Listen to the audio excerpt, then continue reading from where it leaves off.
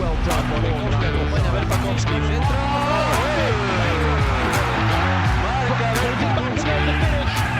And Riga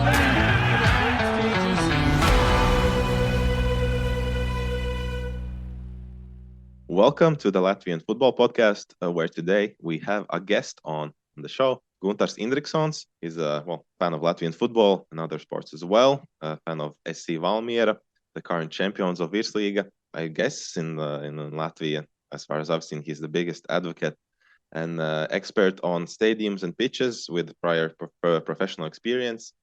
He's been a director of Skonto Stadium for 9 years. Am I correct? Yeah, it was around 9 years.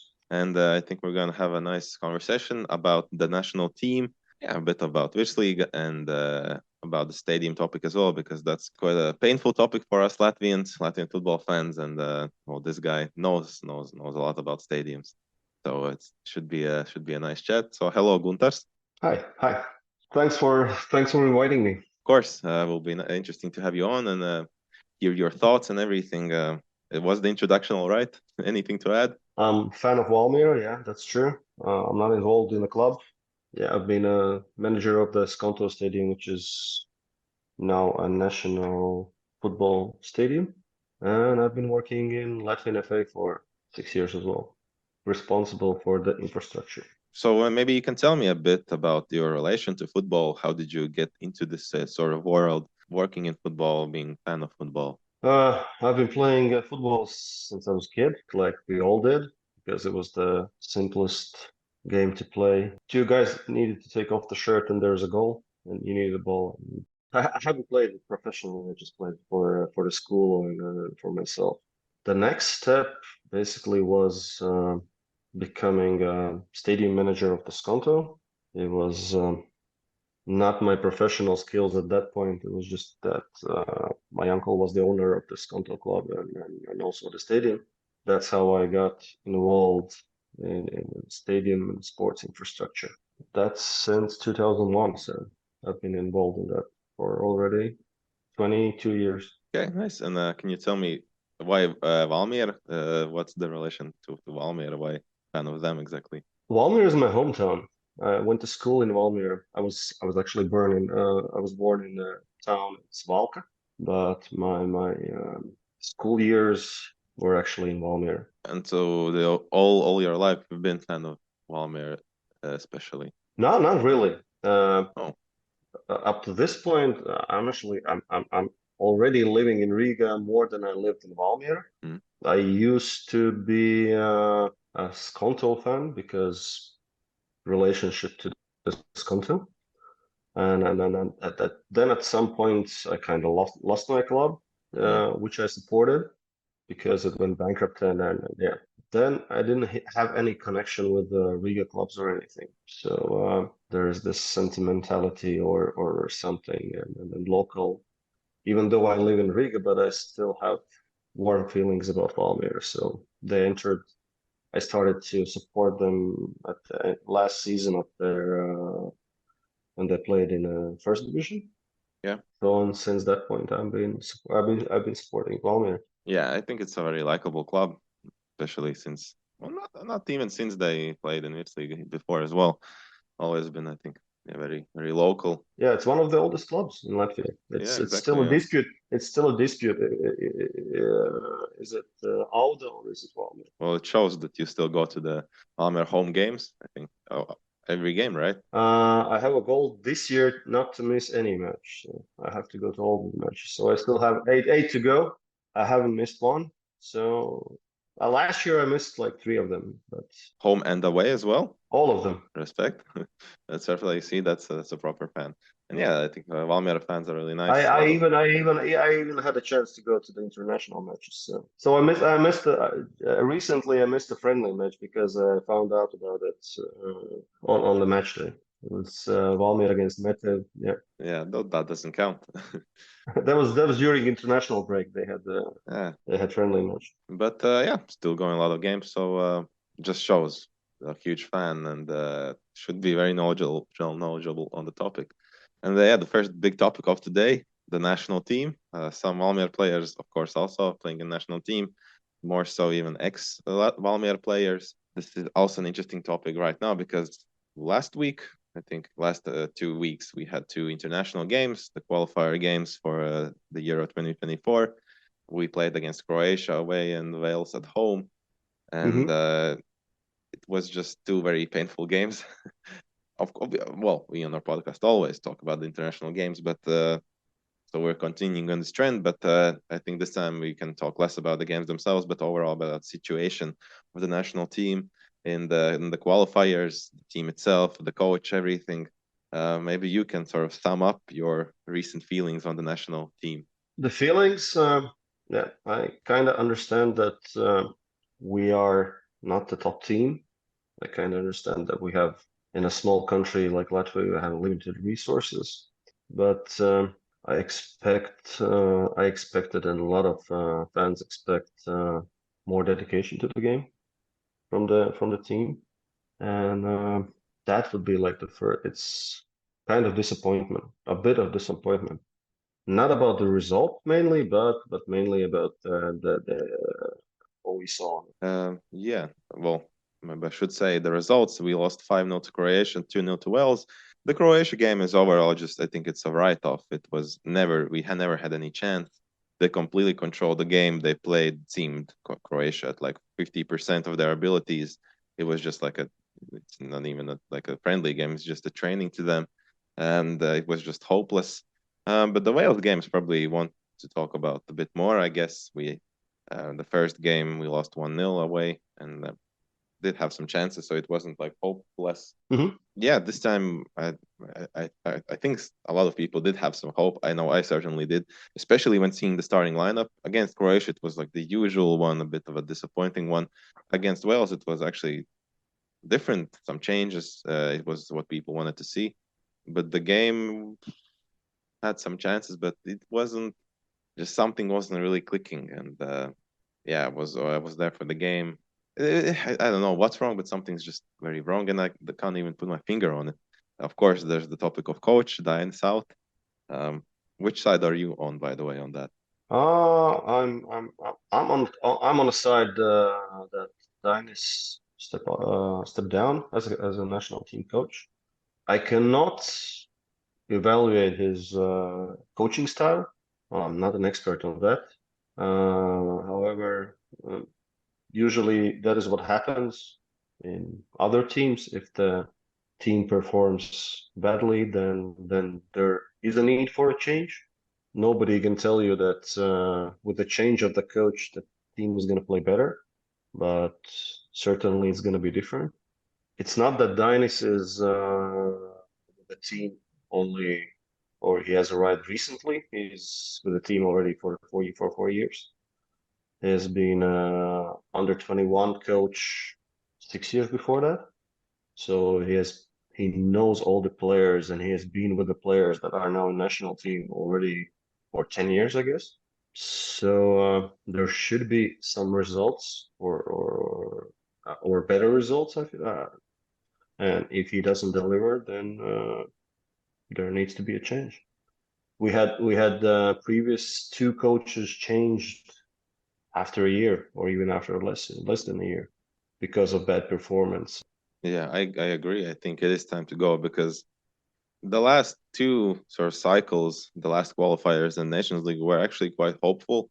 I like the performance, especially in the qualifiers where we didn't lose against big teams with like a tough result like we did previously with Stojanovic, for example. We lost like 5-6-0 to teams like Slovenia, but now against Netherlands 2-0, 1-0, and drew with Norway. And we got to see League of Nations League. So overall seemed fine, but this just shows that probably it wasn't because of Dainis. Well, probably, well, not, he definitely did something to achieve that, but this cycle, this qualifier just shows that the progress isn't actually there.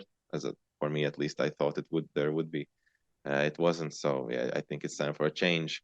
Maybe it's the sort of thing with like with Valmiera that Thomas came in, sort of built this team, but then you just sort of took it over the line. Maybe this is also a time for Dainis. Maybe he did some change. He sort of made our team look a bit more or respectable, I guess. Didn't have like really bad results, but then maybe someone else should come in and sort of take us over the line and do something else, because it just seems that Dainis is out of his depth, and not only in terms of like football, but also what he shows us and tells media and the fans. So he doesn't tell anything. He's very secretive, very political, diplomatic answers, and just getting a bit tiring, annoying. Yeah, there are also the story about the blacklist of the players that don't fall Yeah. into that supposedly are good replacements, and they're not taken because of the old stories that they've been drinking 10 years ago in under 21, and that's a long time ago. So, but Yeah. you know he hasn't explained it actually. What is the story behind it, and why doesn't he take some of the players constantly? So Yeah. that's also, I think, a problem. The last lineup we had against Wales, is that like an optimal lineup for you, or would you have something else in there? Hard to say. Hard to say.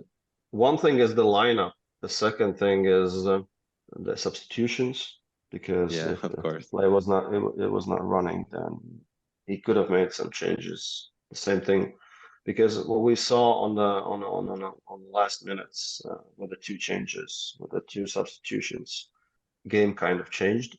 We had some possibilities against the Wales. The question is if the Wales was already finalizing the match, and that's why we got some chances. But maybe it was because of the substitutions, because the substitutions came on the 86th minute, Yeah. so the players could have been tired. And I would say that the squad was close to the optimal. What would be your optimal squad? What would you have in there?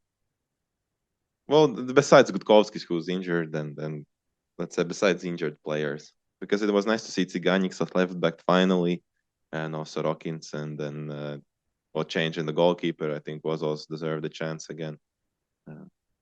Kroll is in the starting lineup finally, Yeah, I would put Paul Balodis in the starting lineup. instead of Dobra. Yeah, instead of Dubra, because he is more match experienced lately. That's what I would do.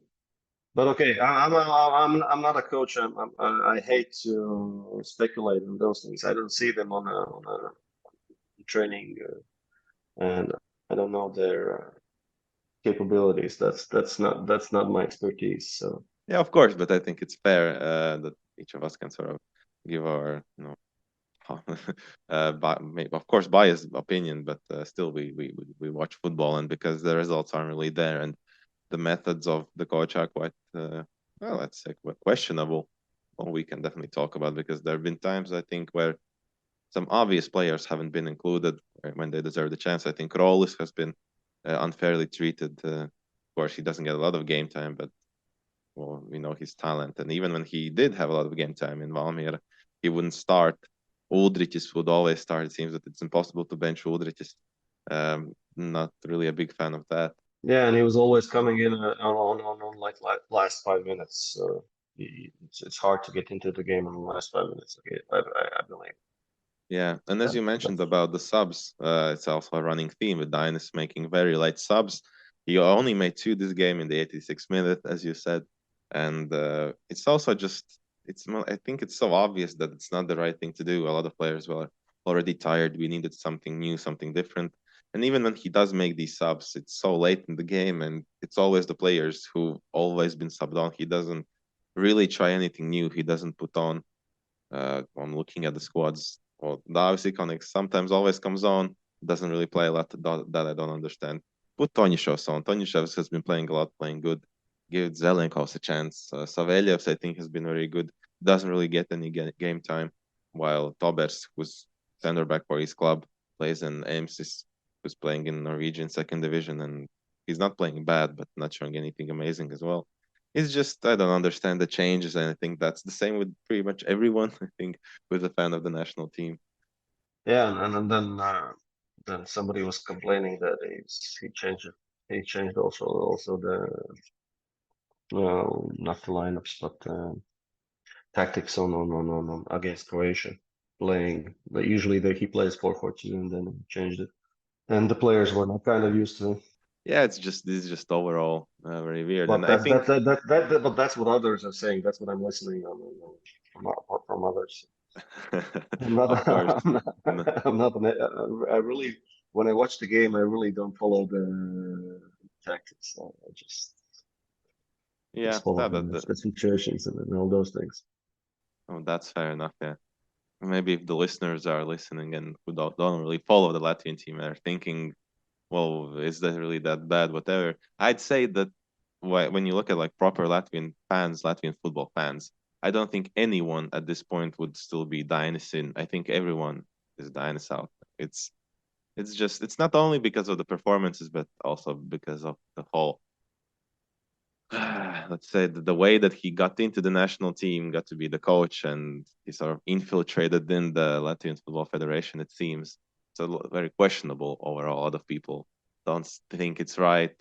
It's just overall a bit of a, I'd say, a mess, and that's also a reason why people are sort of very skeptical, and not only because of the performances. Yeah. Then the question to you: what would you think it would be the next potential coach? Should it be Latvian one or should it be somebody from abroad? That's a good question because it seems that the foreign coaches don't really get us. I don't know how to say it, but it's just it's very not clicking. Not Patelainen. What was his name, right? Patelainen. I Yeah. think it was the Finnish coach, and then Stojanovic. I think it would be easier if it was someone from Latvia, but someone who's actually. I think it's already the most mentioned names. Moros or Jurgis Counts. I think would well Counts still a young. Both are still young coaches, I guess. They're they're basically the same age. Yeah, But and they are the same age as Dinas actually. that's a good Dinas is point. also But young. He's also 42 or yeah, something. very young, but he's never been really a player, and that's also one of the arguments. It's not necessarily that the coach has to be an ex-player, but it just explains why they're all same age, and one is the national team coach, others are not. I'm not also sure if Jurgis Counts has ever said that he would be interested in being the national team coach. Nobody has asked probably. Yeah, well, it's the right time to start asking, I guess. We still need him for Valmiera, so Yeah, I know. we're happy with him. So we're okay with Yeah. him. But yeah, one coach who has been vocal about it was Riga coach Stipic. It was a very interesting shout when he said that he maybe would like to be the national team coach one day. Would be interesting to see, but I'm not too confident that he would get a result.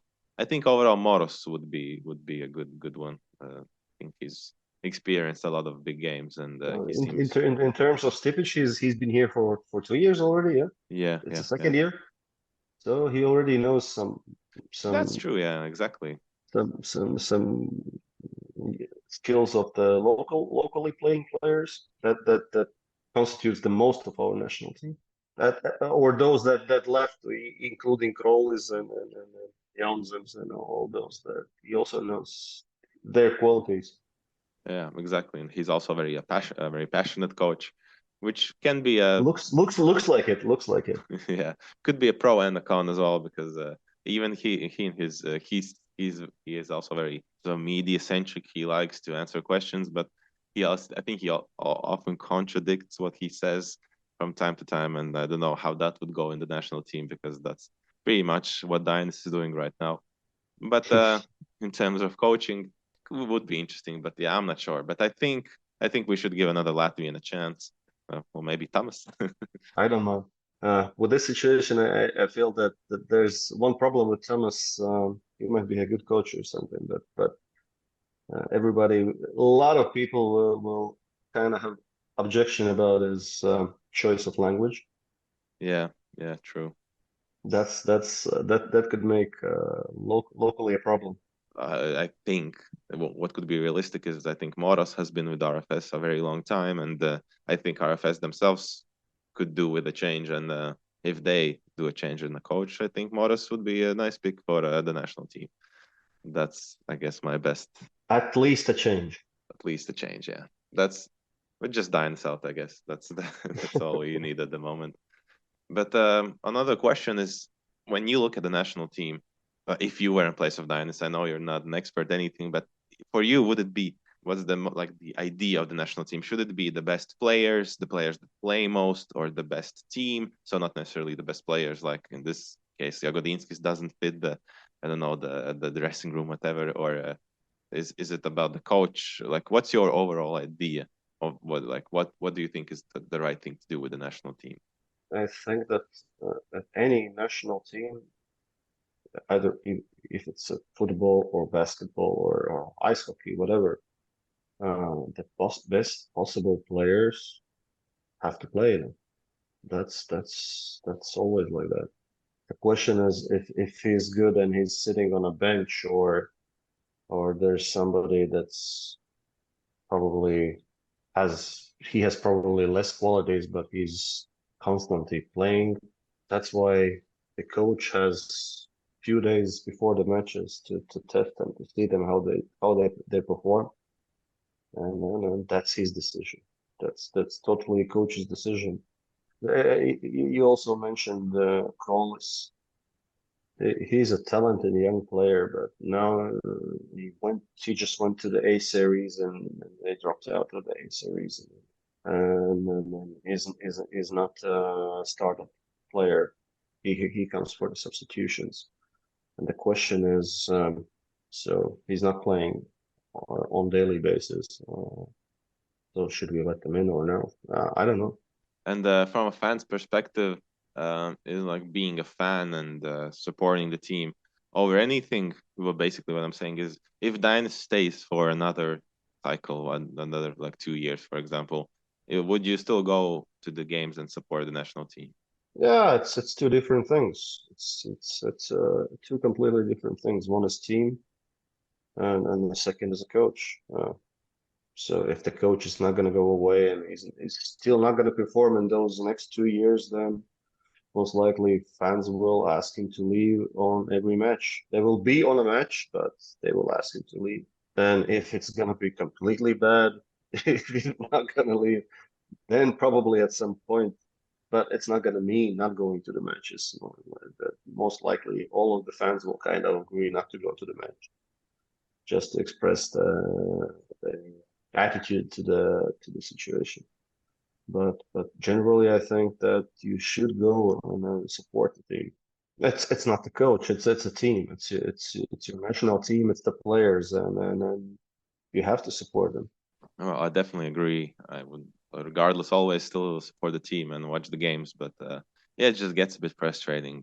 No, but that's the story about the fans. We don't have a crazy fan movement in Latvia. We have, Yeah. I would say, we have supporters of the team.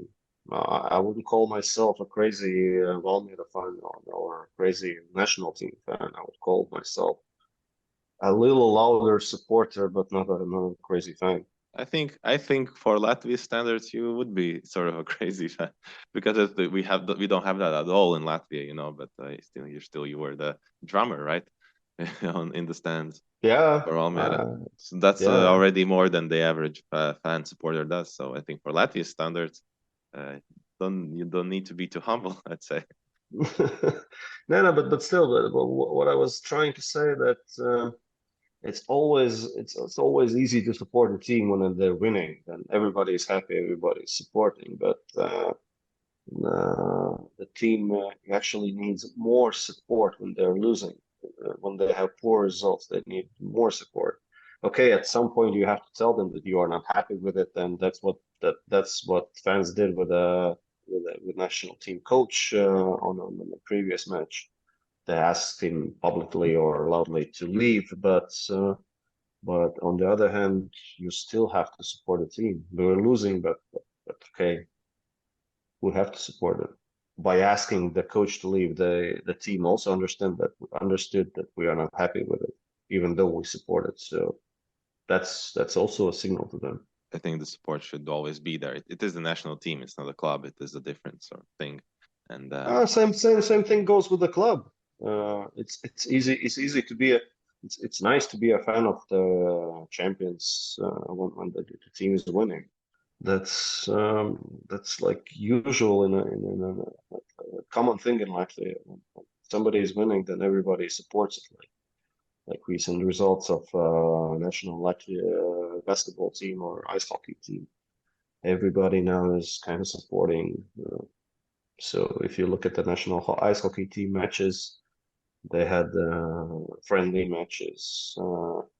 So Arena Riga was the attendance was 1,500 fans Yeah. in arena, and then when they got the third place in ice world champs, then it's 50,000 supporters on next to the Liberty Monument. So Yeah. it's like glory hunters. Exactly. Yeah. Glory. I think. It's like a glory Yeah. fans, and then they're there with a team when they win. You have to be with a team when they lose as well. Yeah, it's a very good point. What I meant about the national team and club is that club maybe has some owners behind it who maybe have some impact, but in terms of the national team, it's just the national team. They should always sort of be doing the best for the team. And in that regard, the players are doing what they can. They're being picked. Well, whoever gets picked, they play, and yeah, that's something you don't really have an impact on, and that's why I meant that, yeah, the support should be there. I also listened to your previous podcast, and you were discussing about Valmiera and then leaders leaving, and our owner moving the players from our club to supposedly moving players from our club to his club to Poland, and Yeah. from one hand, you said that fans are completely unhappy. Yeah, probably yes, but from the other side, we understand the reality. I've been telling this as well that nobody gave us guarantee that if those two players would left in a team that we would proceed further in European competitions. And in our club system, we don't get revenues from the tickets, from merchandise, from catering, from anything. Yeah, of The course. only chance is selling a player to sustain your team. So you have to do that. We would be like we just got champions title last year.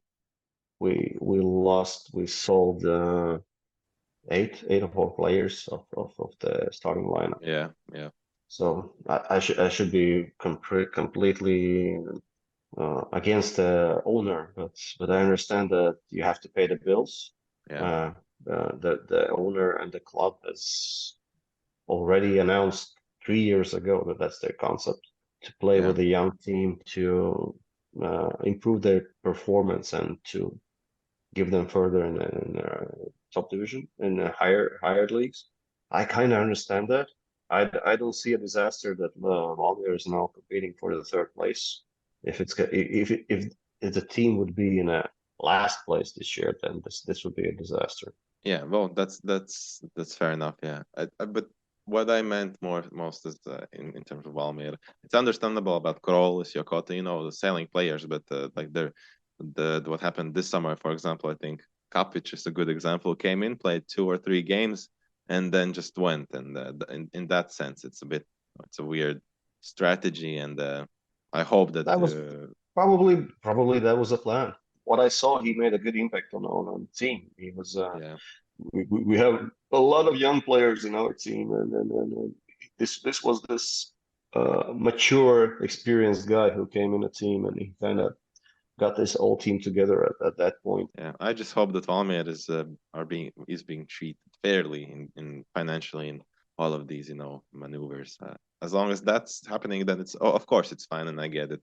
What you said about revenues makes complete sense. So No, what is no, I'm not involved in financial part of the club, but what I see as a fan from the outside, I see that they not only train the players but they also did investment in the training facilities. They just renovated a new pitch. So they're doing also the owner is doing also not only selling and buying players and just using the municipality facilities, but they've invested in I think one of the best training facilities in Latvia for the Latvian clubs now. Probably Riga Football Club has better facilities now, but I would say we are in the second place in terms of facilities that are that are run by club. The fitness facilities and all those. Yeah, I think overall Valmiera has a very nice football infrastructure. I think it's a good pitch for the cold season, let's say, then the Skonto Stadium, and also the training. In comparison to other clubs in Latvia, yeah, it's quite good. In Valmiera, it's quite good, but we still have those sicknesses that has all the Latvian facilities. It's also the one crazy thing is that we don't have floodlights for our stadiums in Latvia. So that's a problem for fans as well. Spring part of the season and it's autumn. You have to start matches at 2, at 4. So if you work, if you are working, so you cannot go to the match. That's crazy. You have empty stands not because there are no supporters or there are no people that would like to go to the match. But that's just because we don't have floodlights. Yeah, well, that's okay. We'll definitely talk more about stadiums later on. So that's a very good topic. But while we're on the topic of Valmiera, I want to also ask you, how do you feel overall about the season for Valmiera, despite the whole thing with players, but just the team that you have? How do you feel it's performed? How do you feel about it? It's more of a positive or a negative side? I think that they have performed at their level that they can do. One thing is that we sold the players. The second thing is that what we were really lucky last year because we basically didn't get any injury. But this year, at the first 3 matches, we basically lost our 3 strikers, the nominal strikers that were supposed to be the strikers for our club. All 3 of them we have lost. Varslavans, Gay, and who else? Jerome, the French guy. Right. Yeah. Of course. Right. Jeremy. Yeah. Yeah. Clemente. He was for such a short period that I forgot his last name. Yeah. Jeremy. Right. Completely forgot. Yeah, and we lost it on the first 3 matches. So the 3 nominal strikers were lost. Ndoi was injured. Supposedly the 4th striker that was supposed to come up at some point, out of injury. So you have to understand that the beginning of the season was crazy. You also mentioned also Mena and coming back and then going away. He was not in the team anymore. He was in his head already out of the team. So he was supposedly a good player. He did a good job, but he was not in the team in his head. That was my feeling. Yeah, I agree. Completely agree. Too individual. He had a mindset that he has outgrown the team and he has to leave, and that's what I was thinking. He was thinking all the time. Yeah. He even managed not to get in a bus for 1 match. So which one? What? How? he said he's not going to go to match. I don't remember. It was I think against the RFS coming to Riga or something. But okay. But about so you said they've been playing at their level. Do you think that their level is the 3rd place? Do you think they will get the 3rd place? This year, yeah. No, there's no chance that they can get first 2 places anymore. I think that they've shown a good. The last games were really good. Not really good, but a decent performance. We have 2 new players. They seem a good addition to our team. They still have to get somehow in a team, but that's one is 26-year-old. That one of those guys that has experience and maybe he can do a good job. We'll see. As a fans, what we discussed in the stands, we really like the performance. And in the race for the 3rd place, do you feel that both Aud and Liepāja are still your competition, or is Liepāja already out of the question? I think both of them are completely. I just met Aud's coach today in the gym. Audis? Yeah. Valakari? Oh, nice. Yeah. so I asked him, like, is he getting ready for the match? He said, yeah. He has a practice. He has a training in the afternoon, and then he's going to Valmiera. I said, "Do you actually know that I'm a supporter of Valmiera?" Nice. But he said it's a really important match for him. Exactly. Yeah. I think the main competition. I think the way you beat Liepāja showed that Liepāja is not this level. Yeah, but at the same point, there was a match against Valmiera for Liepāja. It was, I would say, disaster in terms of performance. Yeah. But then, if you look at the match, cup competition against Riga, it Yeah. was 2 days ago. Yeah. That was a completely different match. They didn't look that bad. And we have all the other teams. We still have basically 7 games to play everybody. We have Yeah. 8. Other teams have 7. Yeah. Yeah. And if we see that those kind of surprises, Jalgo beating Riga 5-3, Beating Valmiera as well. beating Valmiera as well, and Yeah. it's not only beating them, but Outplayed. Jelgava has been a tough team for everybody. Yeah. Yeah. Well, let's remember the first match on the season against Riga. Yeah. Riga hardly survived the match. They scored on additional time in the last minute, just Yeah. before the whistle. That if they would lose that, they would be at the same point level as Veritas. RFS. Yeah. Exactly. Yeah. I really like them this season. Tukums is really tough team for everybody. Meta always also Exactly. everyone. That's nice about this year's league. Very competitive. Yeah, we can say that they are kind of the Riga and RFS. Everybody's saying that they are out of the league and but still, they still have problems. They cannot beat everybody like that easily. They're not losing games that often, but it's not that they're winning every single game and with a big result. And by the way, Valmiera is the only team that has won everybody. Even in not the best season of that Valmiera are having, they're still actually being good and beating, as you said, both RFS and Riga. And Yeah. So I would agree that they deserve the third place. Another provocative question for you. So if, let's say, Valmiera are third, who do you want to finish fourth? Auda or Liepāja? The owner of the president of the Auda is Juris Gorš. He's also from Valmiera. So we have to support guys from Valmiera.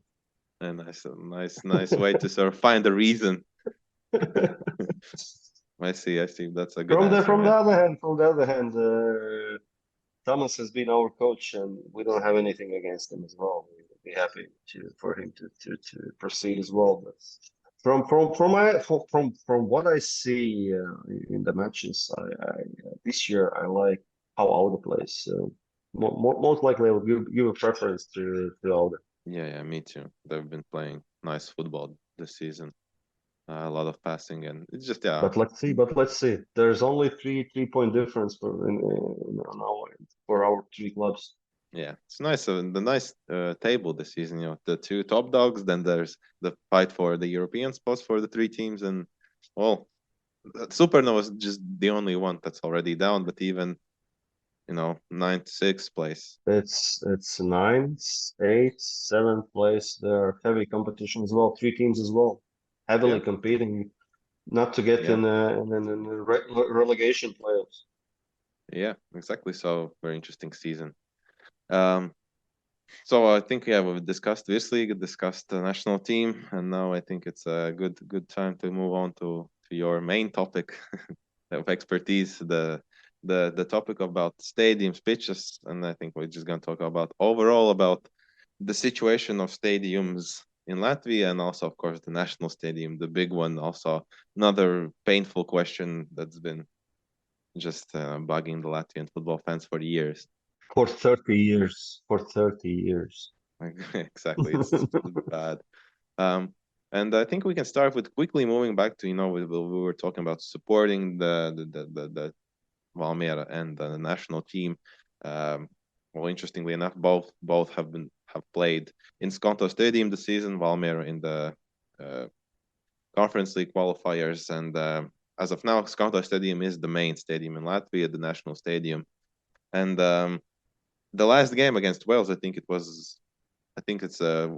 one thing you can start about.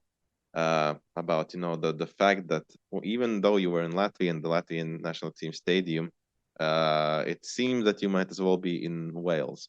There are so many Wales fans, not only in the away end, the section it's always destined to the away fans, but they're completely took all the sector F, I think it was, and then just scattered around other sectors as well, which usually is not the case and shouldn't be the case. Sector I was also full with Wales fans. It was next to Sector H, which is kind of dedicated to Latvian fans, Latvian loudest supporters, or some. And that caused some debates, I think, online as well. And what's your stand on it, your view on it? When you are selling tickets online, it's hard to control who is buying the tickets. You can put the geolocation on, geo blocking on. You can still use the VPN, and there are many ways you can buy tickets if it's online. It's really hard to restrict. What was a surprise for me is that the Latvian Football Federation was loudly saying how the stadium is sold out, but it was a strange surprise when you came in and you felt like in Wales, but not in Latvia. Coming to the match, you saw more Welsh fans than the Latvian ones. From the perspective of the atmosphere in the stadium, it was good. It was great. Yeah, it was loud. I think it was much nicer to look at to watch the match in a fully sold out stadium, even though it was louder from the side of the away fans. But I think, but from the other hand, it is crazy to be at your home stadium full and feel like on an away match. Was interesting. I was in Sector D, and the Sector E. I think it was Sector E that was filled with the Wales fans, just pure Wales. Yeah, 100%. And they were just next to us, and it was interesting because usually you don't see away fans there, and then there they were all just constantly. They always were standing up, shouting, looking over to us, doing all sorts of signs, and then shouting at us everything. One guy even spilled the beer on my leg. But just very weird, and I don't know, it's hard to restrict, but it just felt very surreal. It's not what you usually get in Skonto Stadium. But there's also one thing. The federation said that they had to sell those tickets. They had to provide those tickets to the away fans, and partially that's true because according to the competition regulations, you have to provide one thing is the 5% of the stadium capacity for the away fans. Second thing is you have to provide up to 200 tickets in category 1 seats for the competitive away team. Yeah. But they've provided more than those 200. Second thing is that the category 1 tickets are also category 1 are supposed to be tickets in the best possible locations in the middle of the stadium. So you could have, knowing that there will be a lot of Wales fans, you could have given them the tickets on the opposite stand, so next to the others that were in the fan sector. Good and point, at least that would somehow separate there would be then one fans on one side and other fans on the other side. Luckily, we don't have issues with crazy fans wanting to fight or making trouble. But imagine the situation if there would be such fans in Latvian side and then there would be those fans on other side. Then this would be a crazy disaster. That's also a problem of this stadium, the safety issues. Okay, they now have the segregation possibility on U, B, and Z sectors. Yeah. But then again, on the HI, and it's four sectors that's behind the no HIJ, yeah, those three sectors in the sector M Hmm. or KK, they are exiting through one exit. Yeah. So while the away fans were celebrating on the sector I, Yeah. our Sector H fans were has to go trying. past. Yeah. Yeah, sector H has to go past, and okay, those friendly provocations were kind of fun. There was a little tiny tension, but imagine Hmm. this wouldn't be a tiny tension, then this would be a problem because all Yeah. of them had to go through one exit, and that exit is not the best exit because we have poorly installed turnstiles that are blocking the exit. So we need a new modern stadium because this is okay in terms of atmosphere, in terms of all other, basically only in terms of atmosphere. You cannot compare this stadium to any other in Latvia, and that's 200 true. But in terms of facilities, toilets, catering, seating, everything, it's a disaster. Oh, it has roof as well. That doesn't have that Belgrade doesn't have it. It doesn't have running tracks, but it's a poor stadium. Yeah. Well, yeah, it is. It's a bit sad because I think it's still a nice stadium. It's like it's something you don't usually get. Such a stadium in the center of the city. Of course, it's now really all worn out, not up to standards, and everything that you said, all the risks. But yeah, still, I feel some sort of sentimentality towards the stadium. I just remember all of nice memories, and it is very sort of close to the pitch, and well, Latvia doesn't know any better, so I guess that's for us the best that we can do. Of course, we have to do better, but it's still a nice stadium. But yeah, it's just overall not. Imagine my sentimentality. I've been their Yeah, manager for 9 to 10 years. I really don't understand that. I remember it was 9.5 or something years. Yeah, I like the stadium, but during those 9 to 10 years, I learned all the poor things about the stadium. It was built before I arrived there, and yeah, we tried to do some improvements, but you cannot. It's impossible to make it a modern stadium without taking it down and building from scratch. And then if you look at the value of the property it's impossible to build a stadium there. It wouldn't be reasonable to build a stadium there. It is reasonable to build it. Like if nowadays stadium is not only four stands, a toilet for the spectators, and then dressing rooms. It has to. multi-purpose, right? Skonto is still multi-purpose. It has been used for Hmm. concerts and song and dance festivals and then exhibitions and all those things. But it's really expensive to do that because it's not made for that. The logistics in the stadium is crazy.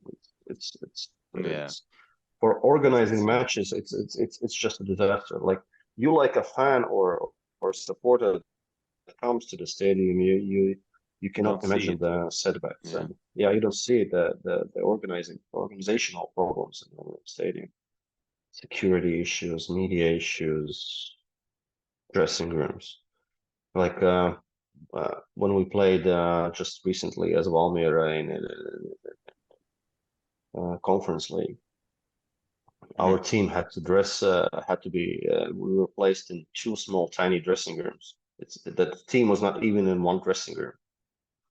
It was separated in two different rooms because now they don't have decent dressing rooms in the stadium. Okay, they have Riga Football Club dressing rooms that it's not rented out for the other clubs, and space, and the space between the seats. That's also a trouble. Hmm. It doesn't comply any modern standards anymore, because it was basically a stadium there is already for, I know, 50, 60 years. If you look at the historical videos from that stadium, it's been there for a long time, but it hasn't been built from scratch. The main stand is built on old stand. It just has as a roof now, but it's the old stand from 50s or something. I didn't know it was that old. It is really old. I have to look up at because when we were planning a stadium in Baron Streets, we found those historical videos of that stadium, and that also included the videos from the Skonto Stadium. It used to be a Dynamo Stadium, and then previously I don't remember the old names, but yeah, it's there already for a long time. One thing I also wanted to ask you is about the capacity. What's the current capacity of Skonto Stadium The current officially? capacity of the stadium is usable capacity is 6,700. And what does it mean usable? Because I thought it was like 8,000. Uh, the total number of seats is around 8,000, but Hmm. for the matches there are seat kills. Those are called seat kills. Like the first rows, it cannot be used because you cannot see over Yeah. the advertising boards. If Mhm. you will notice that, then there Yeah. are a lot of I know there's a lot of rows on D sector because they're uh behind the substitution bench. Yeah. substitute benches. Yeah. Yeah, because it cannot be solved. Hmm. There are a lot of fans, or I've seen in the social media that everybody's saying that, oh, you said that it's sold out, the stadium is sold out, but there are so many empty spaces in the D sector. It's behind the substitution bench. Yeah, and you cannot see behind it, and that's why you cannot sell tickets. And same thing goes with the corner in Hansa Street. That's Yeah.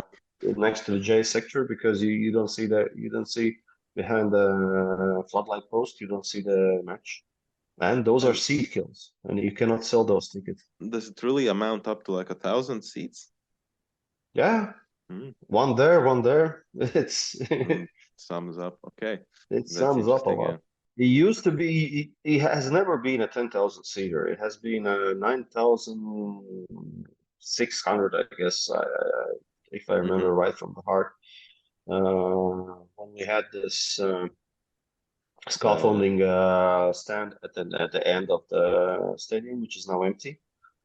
But it was then when UEFA still allowed to use them. Actually, they are not allowing to use it already for a long time, but it's up to the 2010 when they updated the stadium infrastructure regulations. It was not that specifically defined what is a temporary stand. Now it is defined what is temporary stand. We had safety certificates for that stand, and that's how we used it. And then after revising the stadium infrastructure regulations from UEFA, it's not allowed to use that kind of stands that we used to use, yeah. and that's how it decreased as well. Yeah. So in 2006, the skyboxes were built on the Hansa Street, so it took out some places as well. And then there is a corner TV studio, which is used now for the TV studio. There's like a socializing platform. Initially was like thought like a socializing platform, but it's now used as a TV studio, pitch view TV studio. So it killed a lot, some seats as well. I see. Yeah, because I have like a vague memory of when I went to the Latvia Spain game in Skonto Stadium. There were still I don't know which year it was, like 2005. I guess I was very little. But yeah, Hmm. there were as you said, the temporary seats behind the other goal, and I think Hmm. the attendance was 10,000 officially. As you said, okay, it was never like really that, but it seemed like such a great number, and now it's only like 6,000, and it seems Yeah, Skonto with this number, like close to 10,000. Yeah. It was 10,000, I think, in two matches. Against Turkey, right? Three, I, then I'm it's then it's three matches. It was against Turkey, it was against Portugal, it was against there was a friendly match, I guess, against Russia. yeah. But we won that, right? Then Or was it draw? I think it was draw 1-1 or something. Yeah, I think I remember something It was a long time ago. look at. I'm not really remembering all the results. Yeah. But yeah, that was when it was sold out, when it was at this close to 10,000 capacity. Yeah. But since then it hasn't been sold out. And Mm. I still like, if you ask my opinion on the size of the stadium, what we need in Latvia is, I would say it's 8 to 10,000 seats. Mm. 8 initially because it's the official number of the UEFA CAT 4. That's the highest level of the stadium. But okay, if everybody likes 10,000, let's go for 10,000, because it sounds better, because it's 5 digits instead of 4 digits.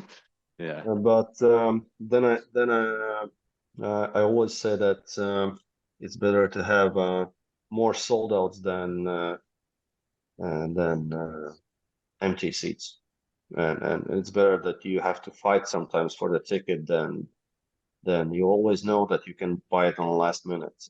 It creates a lot of trouble for the match organization, because you never know how many people will come.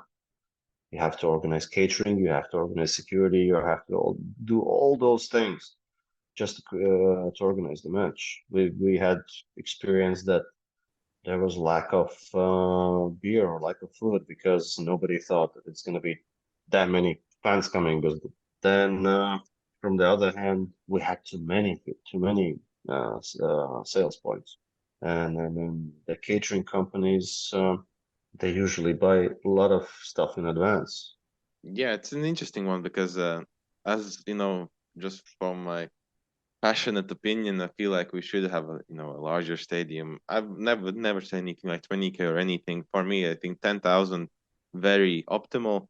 But then you brought up the topic of it's rather than it's usually sold out with like 8,000 then empty seats, which also makes sense. And I know that what you've been voicing most is that there needs to be like other purposes for it, either some offices around or ability to host events, et cetera, because that's how the revenue is brought in. And that's the other side of me that understands that and agrees with you in that sense. Yeah, but a lot of people don't understand. But a lot of people don't understand that they said, okay, we have to host the concerts as well, and 10,000 is not enough. But the capacity for the football match or the capacity of the stands does not show the capacity for the concert, because for the concert you use also the pitch, and Yeah. and the pitch is 8,000 square meters. You can put 2.5 people on a square meter for the concert. It's close to 3 to 4 spectators per square meter next to the stage. So even Skonto, with its capacity as it is, it has hosted a Metallica concert with 33,000 Yeah. spectators. Yeah. So that's a sweet spot between. It's like we have Arena Riga, we have other locations where we can host concerts, and there's Yeah. a Measure Park open air amphitheater where we can host 50, 60,000 spectator concerts. So in our market, what we have, having two facilities that can host 50 to 60,000 spectators, we don't need this competition, because we don't have that many concerts. We cannot bring so many events to Latvia that fill both of the venues. And there are also some bands that they don't require 50, 60,000. They would be happy to be in the middle on this 25, 30,000 spectator thing. But in terms of football, I understand the concert point is okay, but about football, what I would say, what I'm thinking is that if we make like a nice compact stadium for like 8,000 capacity, and he says it's better than it's sold out, pretty much always sold out, then rather like 2,000 empty seats, whatever, and occasionally sold out. But if we do make such a stadium and we see some progress in terms of attendance because it's a new stadium, people like it more, and then sort of very progressively the sold outs are very constant, and how do I say it? And let's say in a few years we would easily sold out 10K, but now we can only do 8 because that's the way the stadium is built, and we cannot just build another stadium because we now see the progress. Would that not also make sense to build a bigger one and then sort of work towards it? Let's just look at the data and what we have in Latvia. We have, I would say, two other competitive sports in Latvia. That's basketball and that's ice hockey. Football will have its ups and downs, and I can imagine that at some point, Latvian football will have a better days. I'm not even hoping. I'm sure that it will have. But after those ups, there will be downs again. Mm-hmm. And okay, and for probably 5 years, we will have this thing that we'll have not enough spaces, not enough seats in the stadium. Look at the situation in the basketball and ice hockey. We have arena of 10,000 seats. Mm-hmm. Okay, now now the basketball is selling out all the tickets. But there have been times when I cannot sell the arena. Same thing with ice hockey. They are now selling out 10,000 seats. I think it's fine. But nobody is talking to building. Nobody is talking about building a new arena because we have this. Because we don't need two such arenas in Latvia. Yeah. I'm just trying to be realistic. I would be happy to see a bigger stadium. I would be happy to see it sold out every time. I would be happy. What Federation is saying that we recently had 2 matches sold out. Okay, last match we saw was sold out because of the Welsh fans. Yeah. No, it's great. They had ticket revenue and all that, but that's with the amount of matches that are sold out, the ticket revenue is not enough to sustain the stadium. It's not even enough to pay the bills. And then we have a local championship. Okay, we have few matches that can sell out the stadium. Okay, Riga Derby could sell out the stadium. International matches can sell out the stadium. And then we have the story, maybe England will come and maybe Germany will come. Okay, we'll build a 12,000 seater. Sounds better. With those teams, probably the 10,000, it's not going to be enough as well. But we have to leave the other days as well. And then my question is, what is more important is to build a decent sized stadium. And if you have that amount of money to build a 2 times bigger stadium, then invest it in the other facilities or the other revenue generating things. Because if we look at the stadiums, what's no the great example, okay, it's crazy big, it's crazy different story, it's England, it's Premier League. But if you look at the sports stadium, Tottenham Hotspur Stadium. Yeah. Host and NFL games, right? And does it's a crazy stadium. It has bars. It has all the other activities outside of the match days. It has its own brewery. It has stadium tours. You can jump off the stadium. You can walk down from the stadium roof. You can go on the stadium roof, but that's not it. It's not just a stadium. It somehow generates the revenue. But if you look at the plan, it's not just a stadium. Mhm. They have schools. They are building schools. They're building housing. They're building offices, bars, everything. It's a crazy development. It's not only a stadium, and that's what's happening all around now. You don't build just a stadium anymore.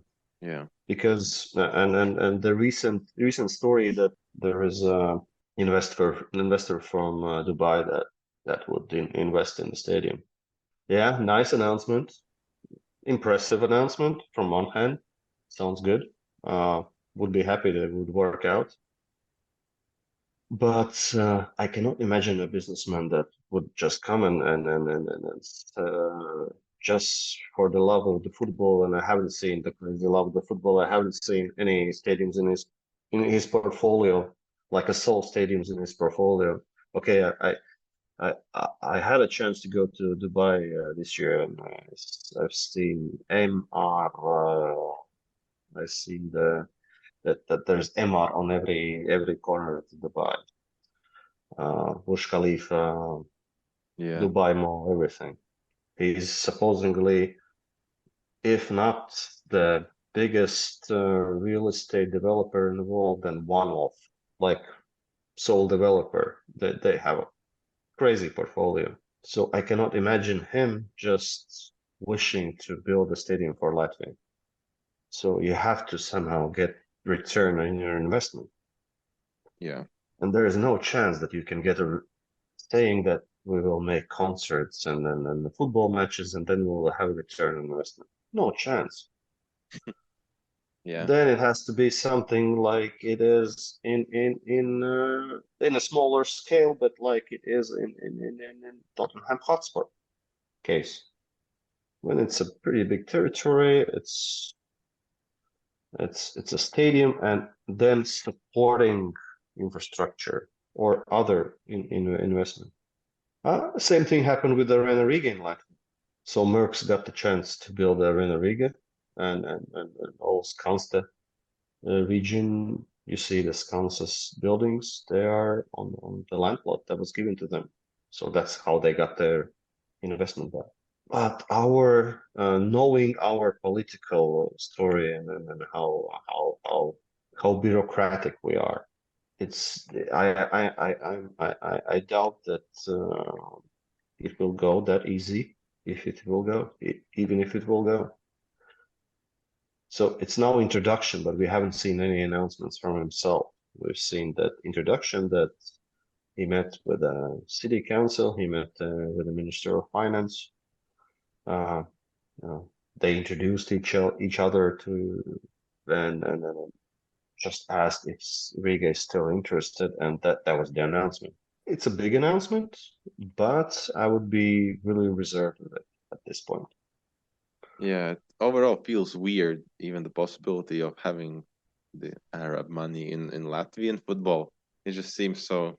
Why Latvia? It's just very surreal. No. In one of the, I think it's in one of the portals, I don't know which one, there was a little bigger explanation on that, and it's kind of reasonable, but still, it's not like it's crazy. It's that with the Rail Baltic, our market and with our ports, it will be more like a destination for like a hub for see. tourism probably, and you can with the Rail Baltic you can really do better connections with the rest of Europe. To get the return on investment on a stadium back, you need you have to invest another, I don't know, half a billion euros in other property just to get back the investment on the stadium, because it's not going to bring it back. The events and the stadium football matches cannot bring the revenue to get the return on investment. Impossible.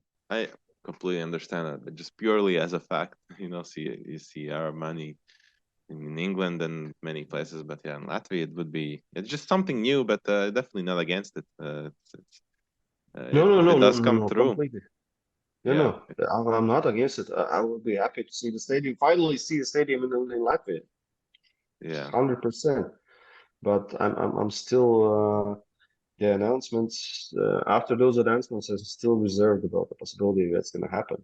Yeah, I'm definitely with you on it because, yeah, as I said, I do, for me, seem to have this sort of reasonable side where I agree that it's not smart to have a, you know, 12,000 seats and then not still selling it out, but rather just smaller scale, but selling it out and mainly having, you know, some other purposes for it and being sustainable. I think it's really the key to be sustainable, and it's I think it's what we lack a lot in Latvia. So I agree. That's all we need. And Yeah, but the crazy thing is that it's normal that national stadium is built by the state, yeah, and state has failed or failed in building a stadium for since we regained independence. So it's more than 30 years already. Daugava Stadium, I would say it's a joke. It's not a stadium. Even for athletics, it's not a stadium. It doesn't have a roof. It doesn't have a decent facilities for spectators. They've just renovated the stadium, but they still have to use the temporary toilets for yeah, for just for a regular stadium event, like for yeah, the football match. I would agree that you don't have enough toilet facilities or anything for dance and song festival when it's 14,000 attendees or participants in dancing, and then it's another 10,000 spectators and servicing people and everything. Then I can completely agree you would need some additional toilets, but even for a regular football match, you don't have enough toilets. And those tiny things they add up, and it's a joke. And but overall situation with the stadiums in Latvia is pretty sad. We have basically two stadiums or one stadium we can use. We don't even have one Category 4 stadium in Latvia. Skonto is Category 3 stadium, and then we could have played like for also for the football, as I mentioned previously. We have only two stadiums with floodlights. So all the matches during the autumn they have to start early, so you don't have any fan experience. Even though it's in a summer, you still have to start a little bit earlier than you would normally start, and you cannot make a normal calendar for the matches. In Premier League or in Champions League, in a normal case scenario, you have standard kickoff time. In Latvia, you don't have a standard kickoff time. You don't know that. unpredictable. Yeah, Yeah, it's unpredictable, and that also does it also doesn't help with attracting the spectators or. and in that case, I'd have a question: Is it is like the national stadium, building the national stadium, really the main thing that we should be, you know, striving towards for, or maybe it's maybe worth more to just, if the average attendance, let's say, would be just around 6K, and then if we make a bigger one, national stadium doesn't actually get those numbers, is it worth to build it, or maybe it's more worth to build a few stadiums around the regions of like 2-3K capacity with, you know, floodlights and just being able to do that? Or is the national stadium still the more needed thing? No, national stadium is part of needed or of the things that are needed for the football. National stadium mainly is needed for one thing. Football highly depends from UEFA and FIFA payments in Latvia as well, and the the the revenue source for UEFA and FIFA is the TV rights sales and the advertisement and sales of advertisement. And the most important thing what they need is the good picture. That's what they are selling. To be honest, they're not selling the game; they're selling a good picture of the game. We are part of it, and if you look from that point, so Latvia is a small country. On a yearly basis, annually, they receive 10 plus million euros as international, like direct international investment. They're direct foreign investment, I would say. That's more correct. So if you receive every year, because that money comes directly from UEFA, from FIFA, and it basically is used in Latvia. Salaries, taxes, buying services, installing the pitches in regions. So it's a direct foreign investment in Latvia. So it just would be, I would say, logical that the state receiving a regular foreign investment would help that investor. Let's treat those organizations as our investors. If there would be other investor coming to Latvia, most likely they would somehow do something to support it. But in this case, I don't know. Everybody just understands that there is some kind of sports, like that there's football, and there's some mystical money coming from UEFA. It doesn't fall from the sky. It comes from the TV rights. They have requirements for safety, for picture, for media, for all those things. We don't comply with them. And for the other things, in general, we have okay stadiums in most of the big towns or towns. Like Valmiera has a nice stadium. Yeah. Jūrmala has a nice stadium. Liepāja has a nice stadium. Ventspils has a nice stadium. Salaspils has a nice stadium. Daugavpils don't. We have Daugavpils is a completely different story. Yeah. But generally we have okay stadiums for our local competition.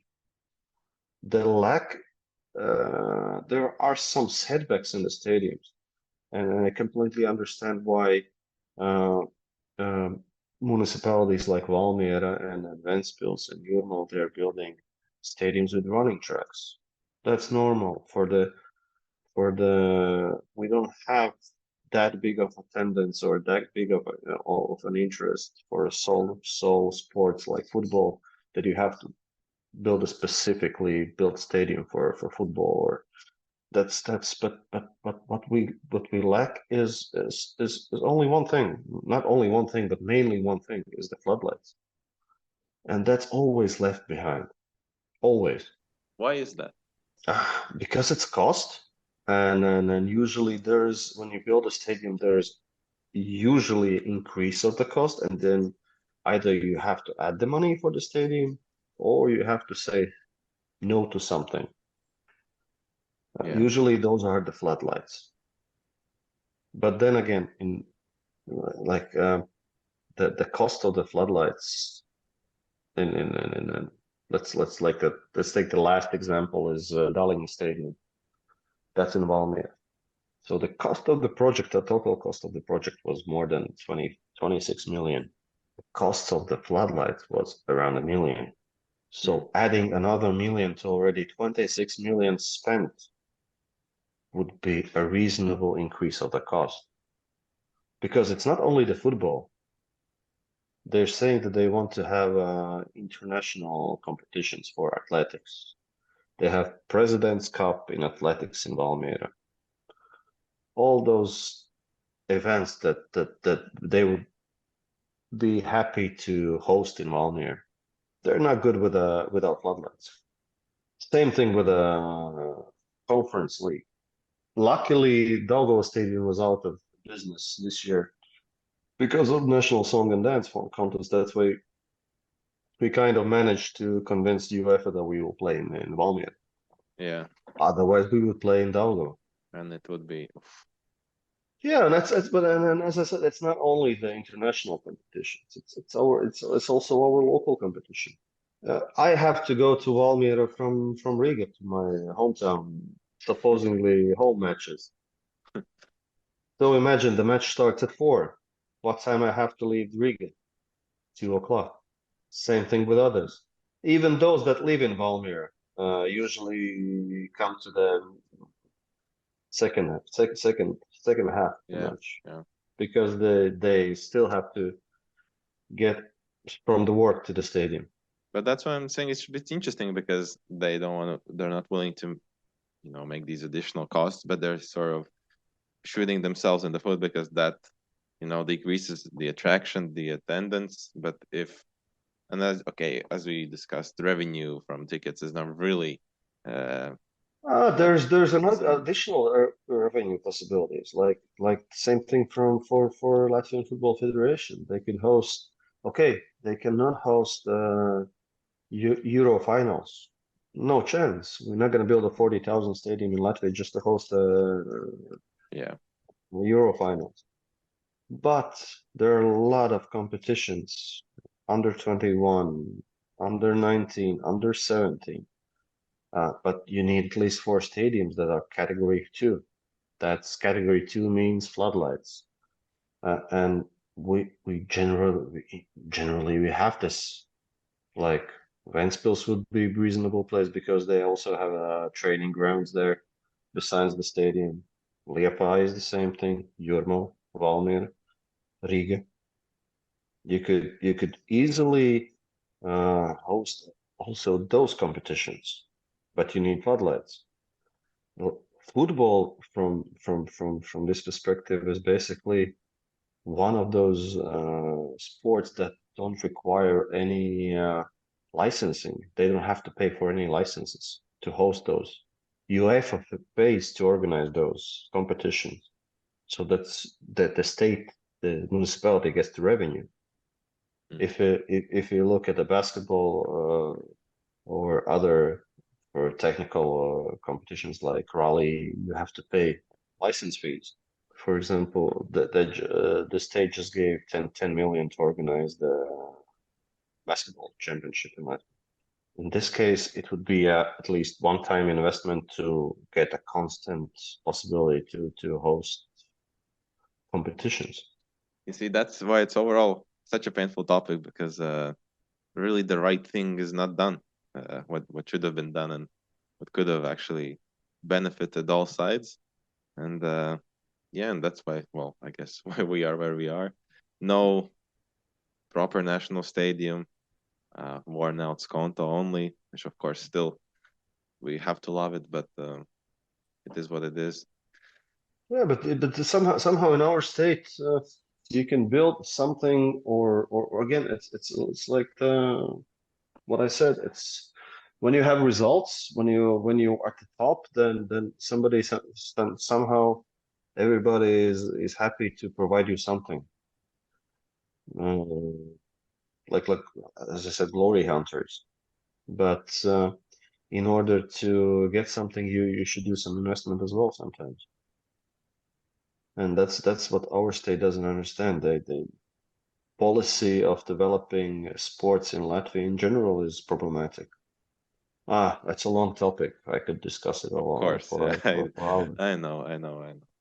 One thing I also wanted to ask you is, of course, I'm used to it, but I kind of not too big of a fan of the sort of stadiums that we build in Latvia, in the sense of it's just, one stand, and I'm talking about like the stadiums and regions, one stand and then empty around. Why don't we build like stadiums with smaller stands but all around the stadium? I think it's just more pleasant looking and everything. Why isn't that really done in Latvia? I know there's a lot of stadiums because there's a lot of running tracks, and in that case, it's impossible. But if we're talking purely football stadiums, We have only one purely football stadium, basically. Okay, yeah, we have in Valmiera, then we have. Yeah, but there's a change. There's a good change. LNK is doing a good job. They have at least 2 stands now. They would have 4 stands, but there was limited space on the land plot. They needed those 2 additional pitches that they need for training. But that's what's changing. But why one stand? Because it's cheaper. It always comes down to the cost because it's from one side you're saying, right, it's a smaller stand, probably it could cost less, but from the other hand, those stands need foundation. Mm-hmm. So it's additional cost. You have to put the foundation to all the stands. Mm-hmm. I see. And then in this one stand you have your facilities underneath. It's bigger, so you can use it for the facilities, for dressing rooms, for medical doping and all those things. And if you will have a small stands around the stadium, then you will have to build additional building to host those facilities that are needed for a stadium. And one thing is that you said it's not the biggest problem that we have only one stand. It's supposedly built on the right side of the pitch usually, but then you have to put then there is a decision where to put a camera. Cameras, and then yes. That's Also, that's a big problem. yeah, the usual problem of having the sun straight into the camera, then you don't see the game. That's also a very classic theme in the Beach League. Yeah, but that's because Grizzly has decided that it's important for them to see the stands during the match, during the broadcast. If they would put the cameras in the stands, then there would be no issues with the sun. Yeah, that I also don't get. It's nice, yeah, it's nice to see the stands, but sometimes it's more valuable to see the game properly than the stands. Yeah, that's. I'm on a team. See the game properly instead of seeing the Yeah, stands. Those few hundred spectators in the stands. I agree because especially like those games, they're not really watched by, foreign audience. We Latvians, we know the case, we know what's going on. We want to see the game, and I know it's like more pleasantly looking for the foreign audience, but no one's watching, Meta Tukums from. Well, I'm of course not no one, but you know what I mean. Yeah, Yeah, it is a we're bit of talking a about general public. yeah, exactly, and it's all Yeah, also there are also possibilities that you can use, but it also comes to the cost. You can increase the yeah number of cameras. You could film the match with a certain number of cameras, and then you could use some cameras to have the spectator emotions and feeling up yeah. in the stands. But then it also comes down to the cost. Yeah, it seems like the running theme in this topic just cost, and that's what sort of limits us. It basically all comes to the cost.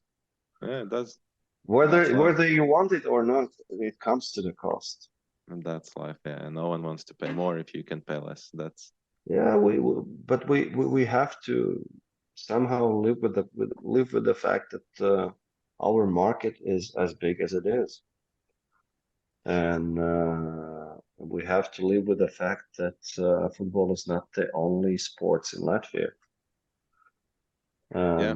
That's We have a big competition in Latvian sports in terms of if we would look at the Germany or England, then there is no question there is number one sport. In Latvia, it's not the case. And those supporters are split. They are not just for the football. If you have the number of spectators, potential spectators, then you have what you have. Okay, better facilities, better broadcasting, better things could increase the number of spectators. Also, one point for building a bigger stadium is that a better quality facilities could bring in more people yeah, because exactly. you have a better service, you have a better Mm. but it's not going to be doubling the numbers. It's not going to be tripling the numbers. No, it's going to add probably, I would say, 20%. But that's it. Because Yeah, if you have a better match day experience, yeah, there's certain number of fans that will come no matter what is the situation in the stadium. But then you bring your friends with you that come for the first time. And if they compare the service in, for example, Arena Riga, and then they compare the service or the in Skonto, it's completely two different stories. it's interesting that you brought up about the other sports. Of course, football is not the only one. I find it interesting that in Latvia, I think we have definitely the better league in terms of against comparing to hockey, basketball. I think the competition and the interest of the leagues. is definitely in favor of football, but the national team is completely different. That's always interesting. It's not only the league. Football, as in terms of involvement in sports, in team sports, is by far the biggest sport in Latvia. But then again, people like the results. And then what we see, the glory hunters again. Yeah, 50,000 at the Freedom Monument, but at the games different. Yeah, Yeah, it's 1,500, sometimes yeah. less for the friendly matches. At least there's some consistency for football in terms of that. There's always some, well, people will always go to the national team games, but you will never, probably never see tens of thousands of people somewhere because there's nothing to celebrate. Yeah, uh, but if you look at the statistics, now it has changed. But like some 5 years ago, by far, Latvian football matches were the most attended in our, if yeah, we compare it by sports. The reason behind behind that was that previously they didn't have a Arena Riga, so they didn't they played in Riga Sporta Pils. yeah. So the capacity of Riga Sporta Pils was 4,000. Mhm. And then again, they say it's the most popular, the most attended. No, it's not the most attended. It was full, but they couldn't get more than 4,000. Second thing is what sometimes gives better impression is a lot of people are saying that basketball halls are full and the stadiums are empty. Okay, a lot of basketball matches took place in Olympic Center in Riga, the capacity of which is 500. There is a great atmosphere. It's small hall, but then take those 500 and bring them in a Skonto Stadium. Yeah, The same amount of people, bring them in the Skonto Stadium. They will look and it's completely empty. exactly, it's like nothing. It's like nothing. Even bring those. Skonto is a okay. It's the example, but bring them to Valmiera, to Dallinger Stadium. Hmm. It will also look empty, Even worse, Daugava Stadium. or even worse, Daugava Stadium. Yeah, even worse. Yeah, You cannot even get any atmosphere yeah, because what makes some kind of atmosphere is that there's a roof. The sound gets somehow yeah. uh, collected Goes in towards the the, yeah, yeah, and then bring them in any open air facility without roof or anything. The support, the sound just disappears. not that bad actually for football in that sense. But yeah, still not ideal. Still in need of a stadium. Okay, I definitely know a lot more about stadiums now, and I know the whole costs. And well, I think the bottom line that we can draw is just costs, costs, costs. No, the question is also like we discussed. So if you have to build a stadium or 8,000 or 15,000 seater stadium, the cost of the stadium is calculated by the cost of the seat. So what we see now, the cost of the stadium basically costs around 3,000 euros per seat. It's 8,000 or 15,000.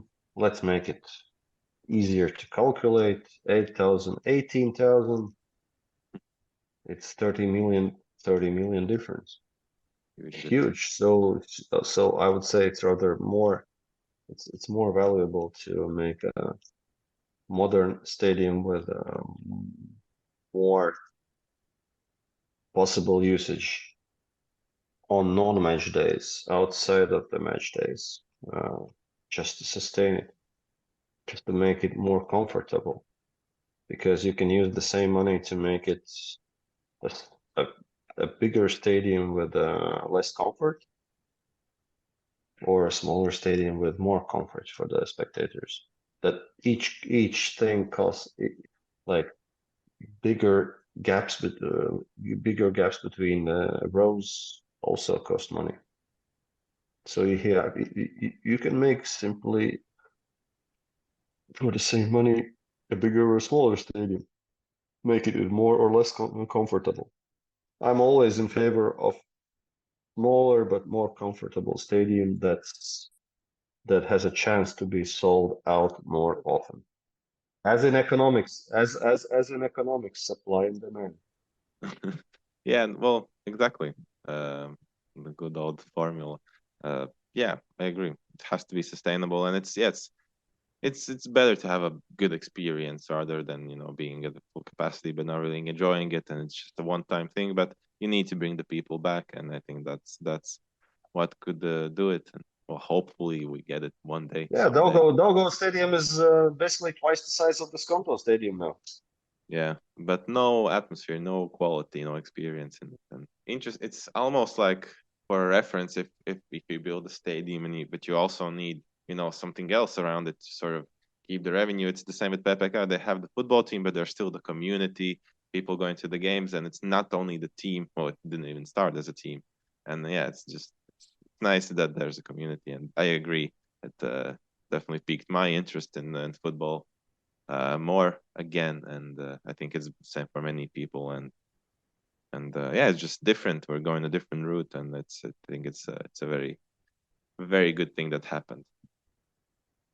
Well, thank you for coming on, for talking to me. It's been a long one, but a very productive one. I think covered a lot of topics and very important ones. And yeah, it's nice to get some guests in. So thank you very much. I hope you enjoyed it as well. Yeah, it was. Thank you for inviting. It was kind of interesting being two Latvians talking English about football. Yeah, I'll have to do it. Have It's to do it. And I actually hope some Welsh fans are listening from the game, and yeah, maybe seeing some like you insights usually on who they play. shout out to them. Yeah. Of course, yeah. They were incredible, and I think good for the city. Good good income from their expenditure. The scenes that I saw on Twitter from them, Jesus, I don't think we've had. Same thing with the Hearts Yeah, that fans was when they nice. came Yeah, for a face match. yeah. After that game, yeah, went to Old Rig and met some of the fans. And they were very welcoming, and I think there's a good relationship between clubs now as well. And yeah, They just had the same colors as we have in that. yeah, true. And then the flag colors, yeah. But it's overall just nice to see that that's happening, because I don't think that was really the case, let's say 10 years ago in Latvian football. But now we get group stages, PPK, and I think this sort of community, everything is just starting to get, well, not necessarily better, but just different and maybe more modern. And I think it's overall an improvement in Latvian football, and it's just nice to see. And I just hope it continues and continues. And yeah, nice to talk to people who are part of that.